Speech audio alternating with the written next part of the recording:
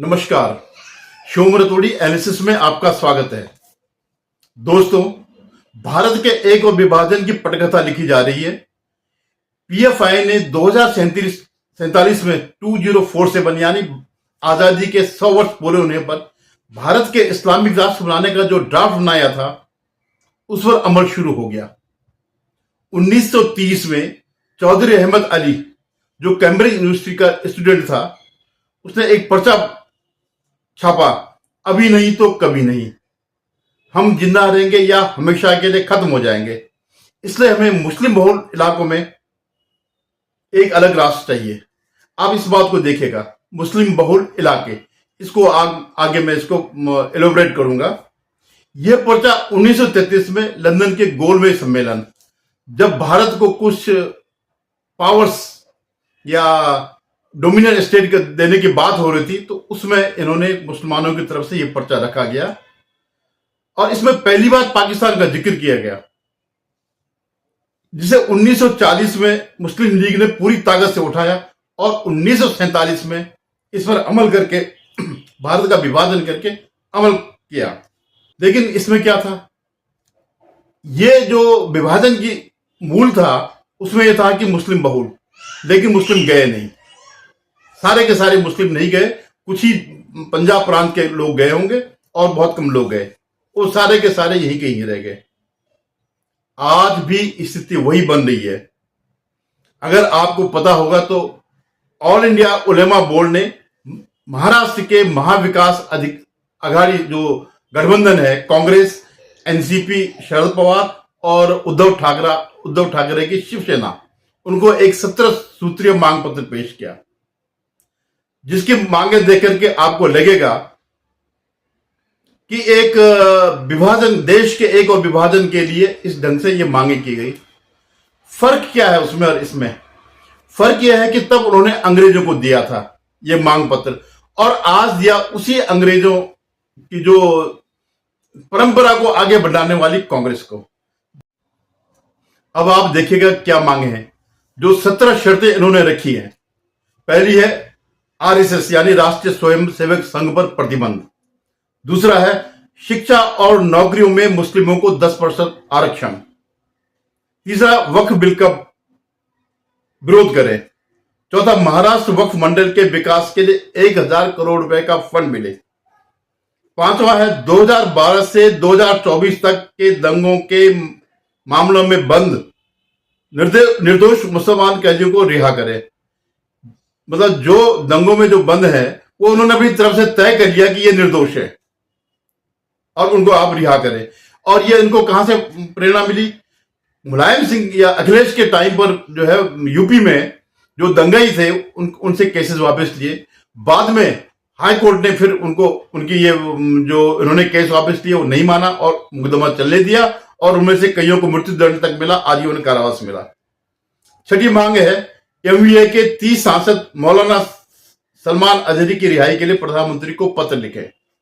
जो एमवीए के 30 सांसद यानी जो महाराष्ट्र से जो 30 सांसद इनके जीते गए हैं, वे उस उत्तेजक भाषण वाले जिसने कि गृह युद्ध का वो किया था, मौलाना सलमान अजहरी, जिसने गृह युद्ध का आवाज उठाई थी कि भारत में गृह युद्ध हो, वो बंद है, यूएपीए में बंद है, उसको जो है रिहा करने के लिए वो करें। ये सारे के सारे सांसद जो हमारे वोट से जीते हैं वो उसको पत्र लिखें। मस्जिदों के इमामों और मौलवियों को 15,000 रुपए सरकारी वेतन दिया जाए। मतलब आप मंदिरों से जो पैसा आप लेते हैं उसमें से मौलवियों को और इमामों को 15,000 रुपए वेतन दे सरकार की तरफ से। और एक मजेदार बात है, मुस्लिम युवाओं को पुलिस भर्ती में वरीयता दे। इन्होंने और जगह नहीं मांगा, पुलिस में मांगा वरीयता की, उसमें दिया जाए। 9वां है रामगिरी महाराज और नीतीश राणा पर कार्रवाई हो, क्योंकि उन्होंने इनके जो चल रहे थे काम उसका विरोध किया तो उन पर कार्रवाई हो। उलेमा बोर्ड के मौलवियों और इमामों को सरकारी समितियों में शामिल किया जाए। जो भी सरकार की समितियां होती है, कई किस्म की सलाहकार समितियां होती है, उसमें मौलाना को शामिल किया जाए। महाराष्ट्र वक्फ बोर्ड के 500 कर्मचारियों की भर्ती करें। 500 कर्मचारी जो है इसमें भर्ती करें और वक्फ बोर्ड की भर्ती में मुसलमान युवकों को प्राथमिकता दें। 12वीं मांग है। 13वीं मांग है, चुनाव में मुस्लिम समुदाय के 50 उम्मीदवारों को टिकट मिले। 14 है, वक्फ बोर्ड की संपत्तियों से अतिक्रमण हटाने को बनाए। वक्फ बोर्ड की संपत्ति यानी जो इन्होंने कब्जा कर रखा है, जिसको इन्होंने डिक्लेयर कर दिया बगैर किसी को पूछे हुए कि ये संपत्ति जो हमारी है, उसको पता ही नहीं है जिसकी संपत्ति है, लेकिन उन्होंने डिक्लेयर कर दिया कि ये संपत्ति हमारी है, तो उनको हटा दिया जाए। ऑलमोस्ट पूरा भारत जो है इनका वक्फ बोर्ड में है, क्योंकि ये मानते हैं कि अंग्रेज मुसलमानों ने इस देश पर 800 साल शासन किया, तो उन्हीं का ये देश है। तो वक्फ बोर्ड की संपत्तियों से अतिक्रमण हटाने को बनाए। 15वां है, पैगंबर मोहम्मद साहब के खिलाफ बोलने पर बैन लगे। ठीक है। 16, राज्य के 18 जिलों में मस्जिदों, कब्रिस्तानों और दरगाहों की जब्त जमीनों का सर्वे हो। जब्त इन्होंने किया है, लेकिन जो उसमें नहीं है उसका सर्वे हो और सारी की सारी संपत्ति इनको दी जाए।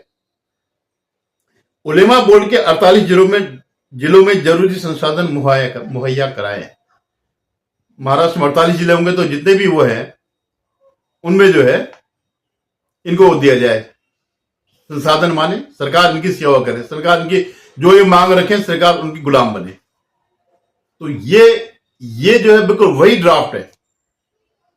और जो मैं आपसे कह रहा था कि आप जो रहमत अली था उसमें जो मैं कह रहा था उसकी मांग पर कि मुस्लिम बहुल, तो ये मुस्लिम बहुल, एक तो मुस्लिम पहले से थे, 3 करोड़ में से कुछ ही लोग वहां गए, पाकिस्तान गए।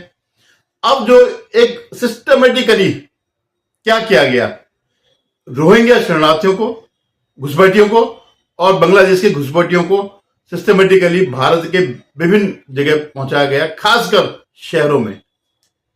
आप जितने भी देखते होंगे कबाड़वाड़ी वाले ये सब, या रेलवे की पटरियों के आसपास, तो ये तैयारी बहुत पहले से चल रही है भारत के एक और विभाजन की। और इन्होंने क्यों ये मांग कांग्रेस से रखी? क्योंकि आज के दिन कांग्रेस बिल्कुल जो वो थी, मुस्लिम लीग थी, उससे भी 2 कदम आगे बढ़ करके है। एक बार उसने कहा था कि किसी इतिहासकार ने लिखा कि अंग्रेजों ने डिवाइड एंड रूल का शासन किया, आज वही शासन ये कर रहे हैं। उनके राहुल गांधी के अंदर एक इस्लामिक राष्ट्र बन रहा है और उसके लिए वो हिंदुओं को बेवकूफ बनाने के लिए डिवाइड कर रहा है। तो वो इसमें कहीं दो वो है ही नहीं। तो अगर आप इसको गौर से देखें, और जब ये उन्होंने प्रेजेंट किया तो इसमें एक वो है जो एनसीपी शरद पवार के उन्होंने लेटर जारी किया, जो उसका जयंत पाटिल करके है जो अध्यक्ष है वहां का, उन्होंने ये वो किया कि हाँ हम आपकी बातों से सहमत है और सत्ता में अगर आ जाएंगे तो हम इसको वो करेंगे, इस पर विचार करेंगे और इनकी आपके लोगों की बातें मानेंगे। ऐसे ही कांग्रेस के से भी पत्र जारी हुआ इनको, लेकिन वो कह रहे हैं कि वो छुपा रहे हैं कि जो कांग्रेस के जो नाना पटोले हैं, पत्र उन्होंने भी समर्थन इनकी मांगों पर विचार करने के लिए वो किया है, सहमति प्रदान करी है कि हम सत्ता में आ जाएंगे तो हम ये सब करेंगे, लेकिन वो अभी इसको छुपा रहे हैं, अंदर से पूरी सांठगांठ है। अब तीसरे है उद्धव ठाकरे। उद्धव ठाकरे इस उसमें है या नहीं? उद्धव ठाकरे अगर ये है तो उनकी तरफ से कोई बयान नहीं आया है कि हमारी इसमें सहमति है या नहीं है, लेकिन वो मना नहीं कर सकते। क्यों नहीं मना कर सकते? क्योंकि आज के डेट में मुस्लिम वोट जो है उनका बेस रह गया, हिंदू वोट से वो किनारे हो गए, और अगर उनको अपना अस्तित्व बचाना है तो इसी वोट पर डिपेंड होना पड़ेगा, और वो इसी वोट पर डिपेंड है। तो ये स्थिति वही है जो विभाजन की पटकथा 1930 में लिखी गई थी, ये जो है 2024 में लिखी पेपर में आई, लेकिन इसकी तैयारी 1947 के बाद से ही शुरू हो गई थी। 1952 से जब जवाहरलाल नेहरू ने वक्फ बोर्ड का बिल वो किया, उसके बाद इसमें बार बार संशोधन होते रहे, और आज के डेट में यह है कि अगर ये जो अभी इनमें ये एनडीए सरकार, ये मोदी सरकार जो इसमें संशोधन की बात कर रही है, अगर ये पास नहीं हुआ तो कोई भी शक्ति देश का विभाजन होने से नहीं रोक सकती, क्योंकि कहीं कोई चेक नहीं है कि ये जिसमें ये कहते कि ये वक्फ की जमीन है, उस जमीन को जो है आपको मानना ही पड़ेगा। अभी कर्नाटक में लोग फंसे पड़े हैं, हजारों किसानों की जमीन है, उसमें कर दिया उन्होंने। सारे किले जितने भी एएसआई के संरक्षण में जितने भी वो है ऐतिहासिक इमारतें हैं, सब पर इनका दावा है। और उस खाली वो नहीं, कोई स्पेशल नहीं कि इस मस्जिद पर या इस जैसे ताजमहल है, उसके सराउंडिंग जितनी भी जमीन है वो सब पर इनका दावा है। और उनके एकमात्र होप अगर कुछ है तो वो कांग्रेस है। उनको पता है कि कांग्रेस अगर महाराष्ट्र में जीत गया महाविकास अघाड़ी तो इनका रथ आगे बढ़ेगा, जैसे 2024 के लोकसभा चुनाव में बढ़ा था। वो तो हरियाणा और ये कश्मीर में इनको झटका लग गया, जम्मू वालों ने बिल्कुल वोट नहीं दिया, इनको हिंदू वोट नहीं मिले, और हरियाणा में भी वही स्थिति हुई। लगातार तीसरी बार बीजेपी सत्ता में आई।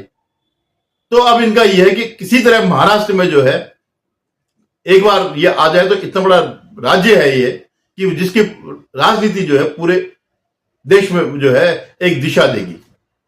तो ये उनका जो मांग पत्र है, ये भारत के स्पष्ट विभाजन के लिए, एक दूसरे विभाजन के लिए, और अपने प्रिय मित्र कांग्रेस से जो आज की वो है मुस्लिम लीग है, उसको उन्होंने सौंपा है। और ये उम्मीद की है कि ये करेंगे। मैं आपको थोड़ा सा दिखाता हूं। लाहौर रेजोल्यूशन जो है 1940 में जो है इनका 27वां रेजोल्यूशन हुआ था मुस्लिम लीग का, जिसमें लाखों लोग भाग लेते हैं। अभी आप देख रहे होंगे महाराष्ट्र में इनकी हर उसमें भीड़ है, महाविकास अघाड़ी की हर उसमें भीड़ है, जबकि एमबीए में उतनी भीड़ नहीं है। भीड़ नहीं, क्या बहुत कम लोग हैं, क्योंकि उन्हें कोई चिंता नहीं है। तो उस समय जो रेजोल्यूशन पास किया, उन्होंने कहा कि Hindus and Muslims belong to two different region and philosophies. हिंदू और मुसलमान दो बिल्कुल अलग उसके हैं, डिफरेंट रिलीजन है, अलग धर्म है और अलग उनका फिलोसफी है। सोशल कस्टम्स और लिटरेचर उनका सब कुछ अलग है। It is quite clear that Hindus and Muslims derive their inspiration from different sources of history, कि दोनों के अलग नायक हैं। अगर हम महाराणा प्रताप की बात करते हैं तो मुसलमान औरंगजेब की बात करते हैं, खिलजी की बात करते हैं। अभी मैं कल पढ़ रहा था कि खिलजी का महामंडल होता है, या टीपू सुल्तान की बात करते हैं, या तुर्कों की बात करते हैं, या मंगोलों की बात करते हैं, या अरबियों की बात करते हैं। They have different epics, different heroes and different episodes to yoke together two such nations under a single state, one as a numerical minority and the other as a majority, must lead to growing discontent and final destruction of any fabric that may be so built up for the government of such state। यानी दोनों एक साथ नहीं रह सकते। और मजेदार बात यह है कि जो संविधान की प्रति जो कोरी प्रति है, अंदर से कुछ नहीं है, हो सकता कुरान के ही वो हो, जो लेकर के राहुल गांधी घूम रहा है, उसके जो निर्माता जिसके बार बार ये बात करते, उन्होंने ही अपने उसमें लिखा है। वो ये किताब है जिसमें लिखा है उन्होंने कि बाबा साहब भीमराव अम्बेडकर ने स्पष्ट लिखा है कि हिंदू और मुस्लिम एक साथ नहीं रह सकते थे। इसीलिए उनका मानना था कि सिर्फ विभाजन ना हो बल्कि जनसंख्या के अदला बदली भी हो। लेकिन ऐसा जो है गांधी और नेहरू इन्होंने नहीं किया। मैं आज तक ये समझ नहीं पा रहा हूं कि जब गांधी और नेहरू के सारे प्रयासों के बावजूद हिंदू मुस्लिम एक नहीं हो सके, तो फिर किस आधार पर इन्होंने जनसंख्या की अदला बदली नहीं करी। उन्हें कैसे ये विश्वास था कि जो लोग यहां बचेंगे वो फिर अपने धर्म को छोड़ देंगे, वो सेक्युलर हो जाएंगे, वो ये नहीं मानेंगे कि इस्लाम का जो जहां इस्लामिक शासन है वो दारुल हर्ब और दारुल वो करके इस्लाम करके, जहां इस्लामी शासन है वो दारुल इस्लाम है, और जो जहां अभी नहीं है वो दारुल हर्ब है। तो वो जब उनका धर्म यही कहता है कि हमें उसी में रहना, दारुल इस्लाम अल्टीमेटली, तो क्यों इन्होंने इस बात को नहीं सोचा। ये विभाजन की नींव उसी समय पड़ गई थी और वक्फ बोर्ड ने उसके ऊपर काम कर दिया।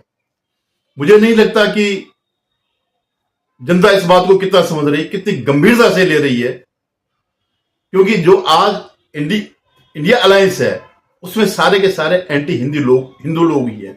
चाहे वो ये हो, अखिलेश हो, तेजस्वी हो, और तमिलनाडु का जो उदयनिधि स्टालिन है उसके बाद उस तो आपने सबने देखा है। ऐसे कर्नाटक में कई मंत्री कहते हैं। तो ये एक सिस्टमेटिकली चल रहा है और वो परिपक्व हो रहा है। 2047 तक इसलिए नहीं हो पा रहा है क्योंकि इनको उम्मीद थी कि 2024 में बीजेपी हार जाएगी और इनकी सत्ता आ जाएगी, लेकिन जनता की कृपा रही और देश का अच्छा भाग्य रहा कि 2024 में फिर मोदी जी सत्ता में आ गए और इसलिए ये थोड़ा और आगे एक्सटेंड हो जाएगा जो इनका जो स्वप्न है। लेकिन आप ये मत सोचिएगा कि ये इनकी जो डिमांड है या जो इनके मन में है वो हमेशा के लिए खत्म हो जाएगा, ऐसा कुछ नहीं है। अगर उन्होंने कहा है तो होगा। धन्यवाद। उम्मीद है आप लोग मेरे इसको वीडियो को देखेंगे, सब्सक्राइब करेंगे, शेयर करेंगे। हालांकि मेरे बहुत कम सब्सक्राइबर है, बहुत कम इसकी रीच है, लेकिन अगर कोई बीजेपी वाला कोई या भारत का जो कोई समर्थक या मोदी जी का समर्थक मेरा वीडियो देखता है तो उसको शेयर करे, सब्सक्राइब करे और उसमें कमेंट करे, उसमें अपना जो है मत प्रकट करे। धन्यवाद। आपसे निवेदन है मेरे इस चैनल को सब्सक्राइब करिए।